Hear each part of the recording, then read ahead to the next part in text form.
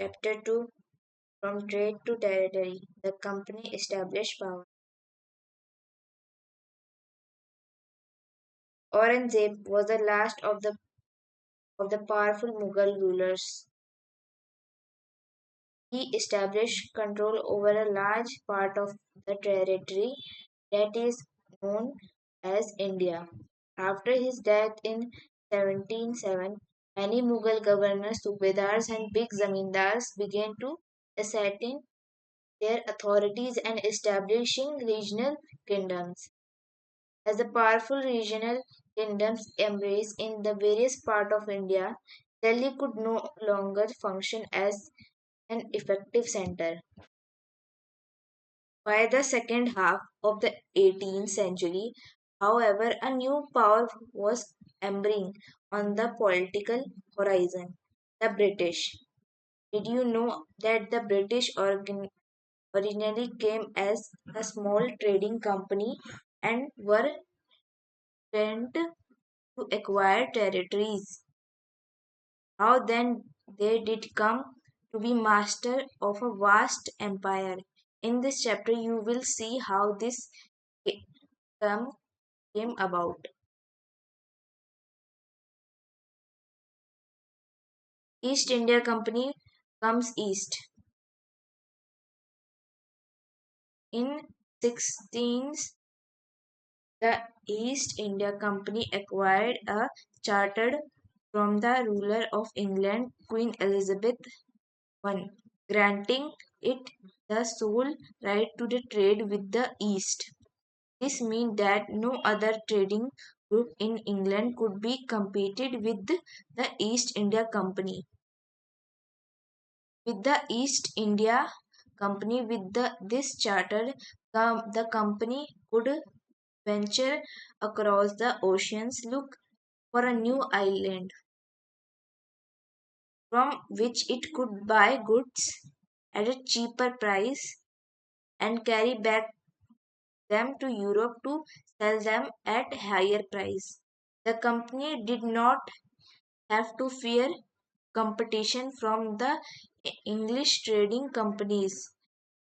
Mercantile trading companies in those days made profit primarily by excluding competition so that they could not buy cheap and sell dear.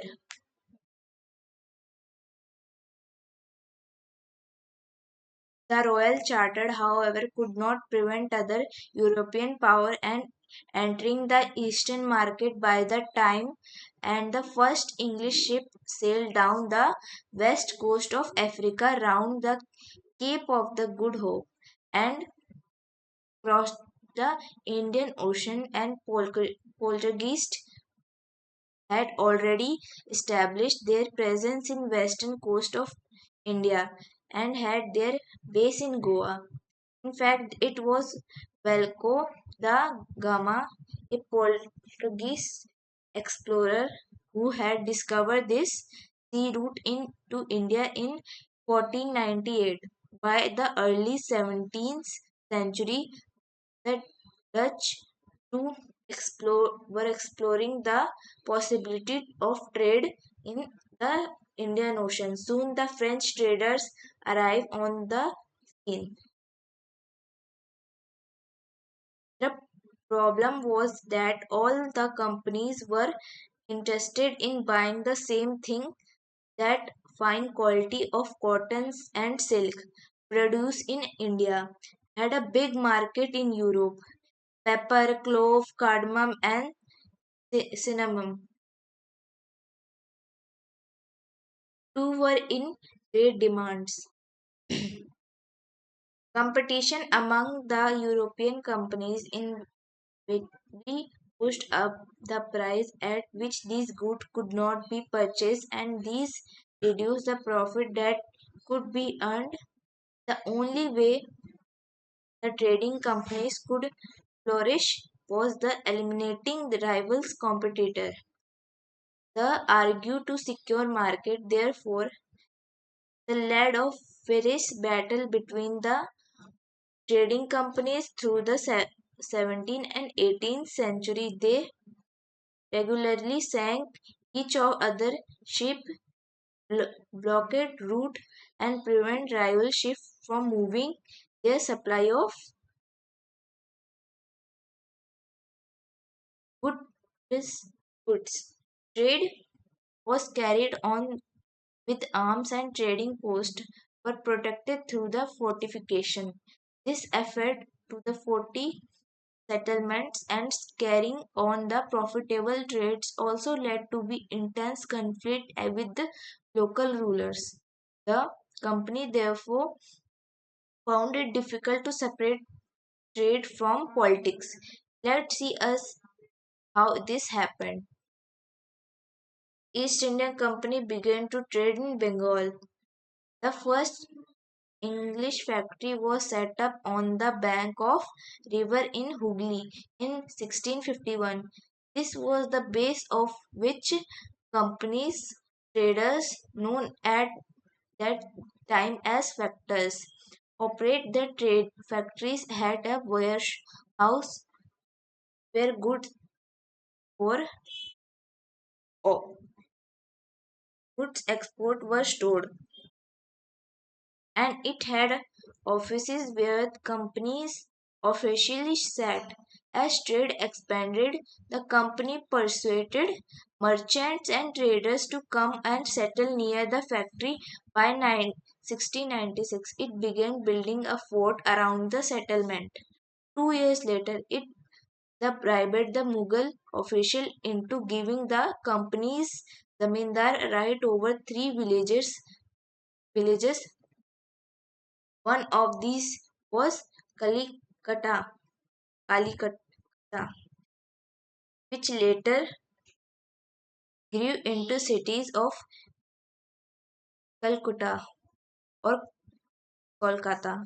As it is known today, it also persuaded the Mughal Emperor Aurangzeb to issue a farman granting company the right to trade duty free.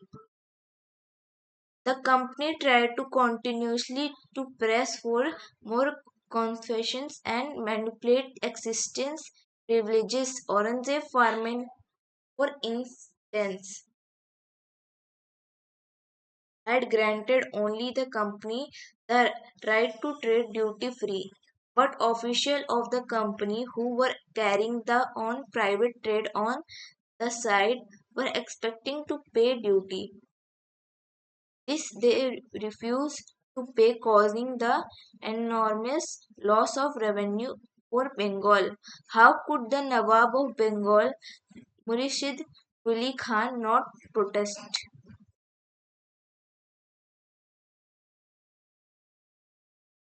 How trade led to be battle? Through the early 18th century, the conflict between the companies and the Nawabs of Bengal in intensified. After the death of Aurangzeb, the Bengal Nawabs arrested their power and autonomy as other regional power were doing at that time. Murshid Quli Khan was followed by Arvadi Khan, then the Shir- Shiraj Sirjudollah as the Nawab of Bengal. Each of one of the was a strong ruler. They refused to grant the company confession, demand large tributes for the company rights to trade, deny it any right to mint coins, and stop it from exceeding for fortification, accusing the companies to dislit. The claim that companies was deriving the Bengal government of huge amount to revenue and undermining the authorities of Nawabs. It was refusing to pay tax, writing disrespectful letters, and trying to humiliate the Nawabs and his officials. The company, on its part, declared that the unjust demand of the local officials were ruining the trade of the company. The trade would flourish on if the duties were removed. It was also convinced that the expand trade. It had to enlarge the settlements, buy up villages, and rebuild its fort. The conflict led to confrontation, confrontation and finally culminated in famous battle and palaces. Battle of Palissy, Passel, Passel. When Arvadi Ali Waridi Khan died in 1756, Siraj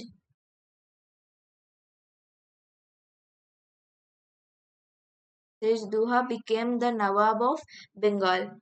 The company was worried about his power and keep on the puppet ruler who would willing give trained confession session and other privileges.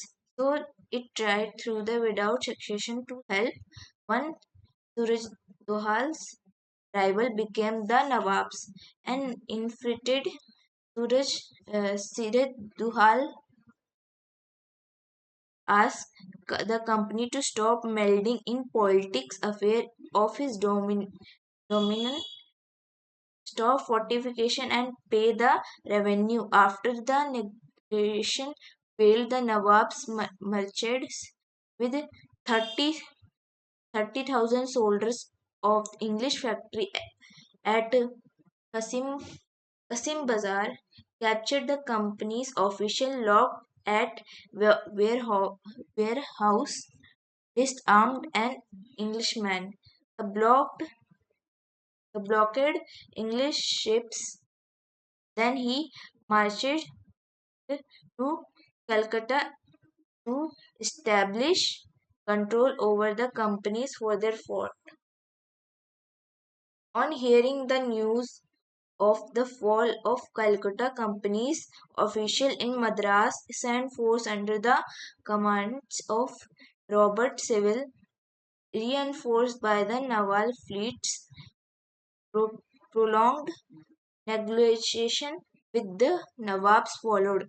Finally, in 1757, Robert Civil led to the company army against the Siraj Duhal at Palace. One of the main reasons of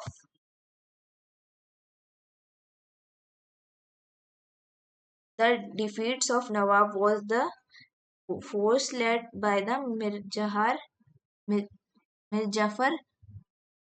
won the Siraj Dohal commanders never fought the battle. Civil had managed to secure his supports by promising to make him Nawab after crushing Siraj Doha. The Battle of Paisley became famous because it was the first major victory of company won in India. The promise of riches. The territory ambition of the merchant East India Company were viewed with distrust and doubt in England. After the Battle of Paris, the Robert Civil wrote to William Pitt, one of the principal secretary of the state of the English Moroccan on 7 January 1759 from Calcutta. But so large a sovereign may possibly be an object too extensive for a mercantile company. I flattered myself that there will be little or no difficulty in obtaining the absolute possession of these rich kingdoms. Now I leave you to judge whether an income yearly of 2 million sterling with the possession of 3 provinces be an object deserving the public attention.